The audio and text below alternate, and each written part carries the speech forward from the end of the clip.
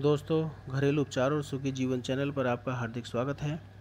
आज की इस वीडियो में हम आपके लिए लेकर आए हैं सभी प्रकार की खांसी के कुछ घरेलू और बहुत ही आसान उपाय। तो आइए देखते हैं दवा बनाने की विधि और इस्तेमाल करने का तरीका।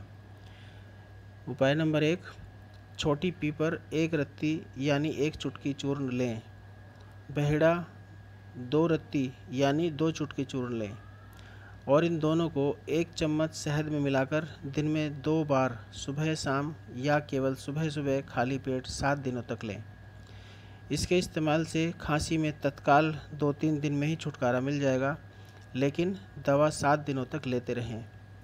उपाय नंबर 2, थोड़ी पिसी हुई हल्दी यानी 2 ग्राम हल्दी और थोड़ी चीनी को कटोरी में डालकर थोड़े से पानी में घोलकर गर्म करें और रोगी को पिला दें। अवश्य उसी समय फ़ायदा होगा। आवश्यकता अनुसार सोते समय 2-3 दिन तक लें।